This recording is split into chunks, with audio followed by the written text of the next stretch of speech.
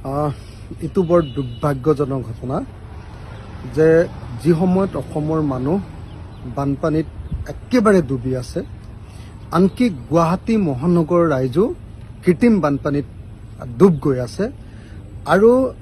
গুৱাহাটী মহানগৰৰ 8 বছৰীয়া শিশু যি সময়ত যি দিনটোত উদ্ধাৰ হৈছে, যি দিনটোত 8 বছৰীয়া শিশু ড্ৰেইনত পৰা উদ্ধাৰ হৈছে, সেই দিনটোতে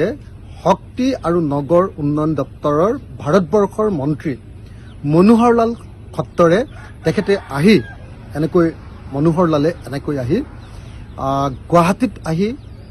মাছক দানা খুওৱা, গুৱাহাটীৰ ব্ৰহ্মপুত্ৰৰ সৌন্দৰ্যবৰ্ধন আঁচনি পৰিদৰ্শন কৰা, হেৰিটেজ ব্ৰহ্মপুত্ৰৰ আঁচনি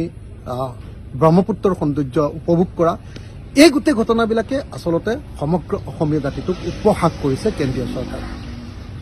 বিজেপি দল আৰু চৰকাৰ কি ধৰণে সম্পূৰ্ণৰূপে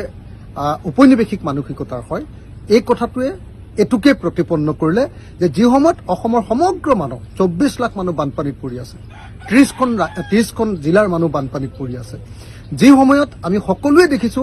যে অসমৰ 78 জন মানুহ বানপানীত মৃত্যু ঘটিছে, আৰু যি সময়ত গুৱাহাটীৰ এজন শিশুৱে অবিনাশ চৰকাৰ নামৰ শিশুজন মৃত্যুবৰণ কৰিছে আৰু তেওঁৰ মৃতদেহ উদ্ধাৰ হৈছে, সেই দিনটোতে আহি নগৰ পৰিক্ৰমা দপ্তৰৰ মন্ত্ৰীয়ে গুৱাহাটীৰ কৃত্ৰিম বানপানী লক্ষ্য কৰাৰ পৰিৱৰ্তে গুৱাহাটীকে ধৰি গোটেই সমগ্ৰ অসমত চলি থকা যি বানপানী, সেই বানপানী পৰিদৰ্শন কৰাৰ পৰিৱৰ্তে, বানপানীৰ পৰা অসমৰ ৰাইজক উদ্ধাৰ কৰাৰ বাৰ্তা লৈ অহাৰ পৰিৱৰ্তে আমি দেখিবলৈ পালো যে ব্ৰহ্মপুত্ৰৰ সৌন্দৰ্য উপভোগ কৰিবলৈ আহিছে কেন্দ্ৰীয় মন্ত্ৰীয়ে। এইটো দুৰ্ভাগ্যজনক ঘটনা। তাৰ দুদিনমানৰ আগতে আমি দেখিছিলো যে অশোক সিংঘালে যি সময়ত এই অবিনাশ চৰকাৰ নামৰ শিশুটিৰ মৃত্যু ঘটিছিলে, সেই সময়ত তেওঁ কাজিৰঙা নেশ্যনেল পাৰ্কত তেওঁ ইভিনিং ৱাক কৰি ঘূৰি ফুৰিছিলে। এই আটাইবিলাক আমি দেখিছো যে বিজেপি চৰকাৰৰ সম্পূৰ্ণৰূপে এটা